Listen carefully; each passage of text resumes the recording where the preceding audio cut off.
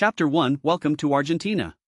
There is a country that stretches so far south that you can almost touch Antarctica, yet its northern reaches simmer under a tropical sun. That country is Argentina, the 8th largest nation on Earth, a land where European elegance collides with Latin American fire in a dizzying, beautiful mosaic. Imagine a place where the rhythm of tango spills from century-old cafes in Buenos Aires, where gauchos still ride across endless pampas under skies so wide they swallow the horizon, and where the roar of Iguazu Falls vibrates through the jungle like the planet's own heartbeat. Argentina is a nation of extremes and paradoxes. It is a global agricultural powerhouse that has also experienced bewildering economic crashes, a society that adores psychoanalysis almost as much as football, and a place where dinner rarely starts before 10 at night. From the snow-capped Andes to the penguin colonies of Patagonia, this thin, elongated triangle of land contains nearly every climate and landscape imaginable. To understand Argentina is to unpeel layers of indigenous heritage, waves of immigration, military dictatorship, and a relentless, almost defiant pride in a national identity forged through tears and triumphs alike.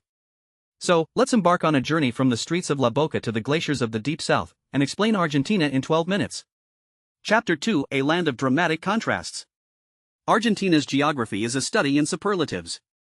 Anchored by the formidable Andes mountain range along its entire western border with Chile, the country boasts the highest peak in the Americas, Aconcagua, soaring nearly 7,000 meters into thin air. In stark contrast, the eastern horizon flattens into the legendary Pampas, a vast, fertile grassland that serves as the nation's agricultural heart and the spiritual home of the gaucho. Move south, and the landscape transforms into rugged Patagonia, a wind-whipped steppe that ends in the archipelago of Tierra del Fuego, where the Atlantic and Pacific Oceans meet in a tumultuous embrace.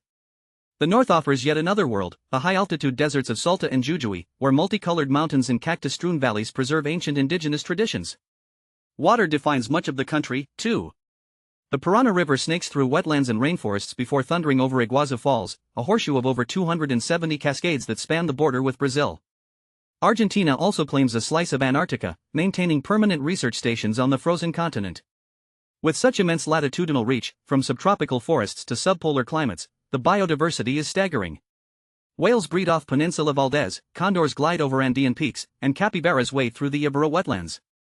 This geographical richness is not just a backdrop, it actively shapes the economy, the culture, and the very soul of the Argentine people, who speak of their land with a kind of geographical love that borders on the poetic. Chapter 3 Colony, Revolution, and Turmoil. Long before Spanish galleons appeared, indigenous peoples like the Mapuche, Guarani, and Quechua-speaking communities of the Inca Empire inhabited these lands. The Spanish arrived in the 16th century, establishing a remote colonial outpost they rather optimistically named after silver, Argentina, from the Latin argentum, though the precious metal proved scarce. Buenos Aires, which would become the capital, was largely ignored by the Spanish crown for centuries, forced into smuggling to survive. The turning point came in 1810 with the May Revolution, leading to a declaration of independence in 1816 under the leadership of General José de San Martín, who liberated not just Argentina but also helped free Chile and Peru. What followed was a painful, often violent struggle to define the nation. Caudillos, or regional strongmen, fought fiercely over whether Argentina would be a centralized or federal state. By the late 19th century, a modernizing wave saw Argentina become a global economic powerhouse, its fertile pampas feeding Europe, and mass immigration from Italy and Spain reshaping its demographics. The 20th century brought the dramatic rise of Juan Perón, a populist leader whose social welfare programs and charismatic wife Evita left an indelible, deeply divisive mark. Military coups followed, plunging Argentina into cycles of repression, most horrifically during the dirty war of the 1970s and early 80s, when a brutal dictatorship disappeared thousands of citizens.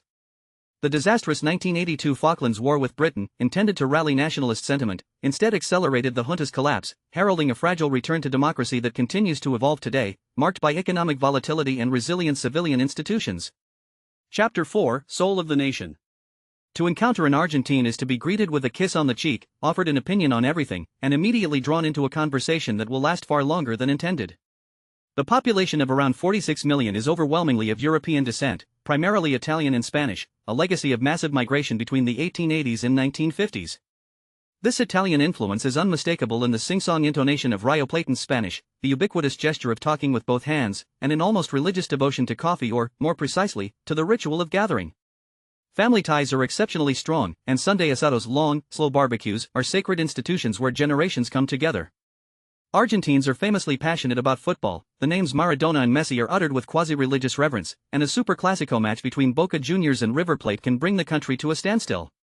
Yet the culture carries a beautiful melancholy, best expressed through tango, born in the working-class tenements of Buenos Aires and Montevideo.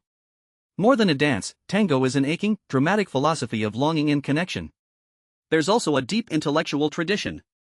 Argentina has one of the highest readership rates in Latin America, and its psychoanalysis culture is so pervasive that even casual chat is laced with Freudian terminology.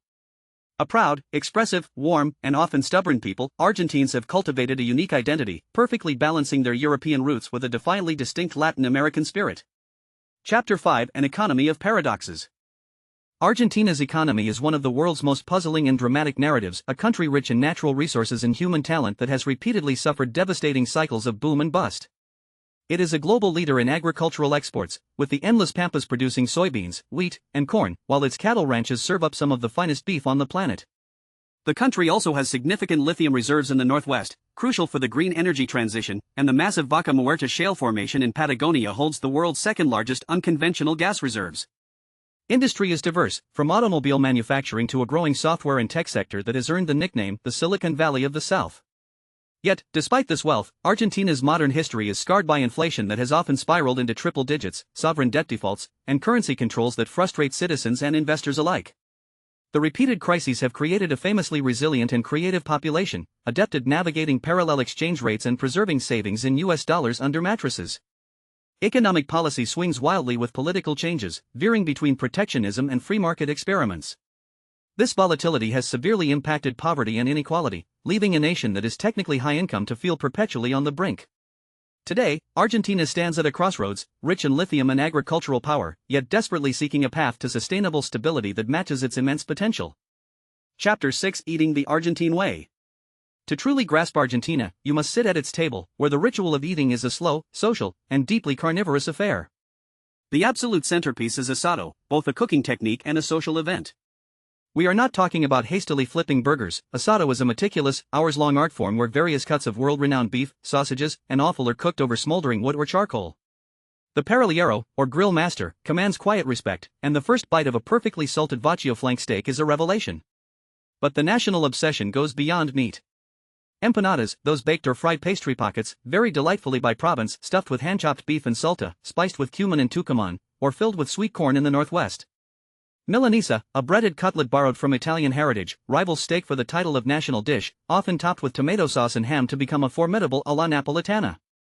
Pizza, again courtesy of immigration, is surprisingly central, towering with cheese and olives on a thick, spongy dough. As for sweets, dulce de leche reigns supreme, a velvety caramel spread slathered on toast, stuffed into alfajor's cookies, and spooned straight from the jar. And washing it all down is mate, the bitter green tea sipped from a gourd through a metal straw. Mate is not just a drink, it is a communal bond, a portable ceremony passed from hand to hand that punctuates every moment of daily Argentine life. Chapter 7: Landmarks of Wonder.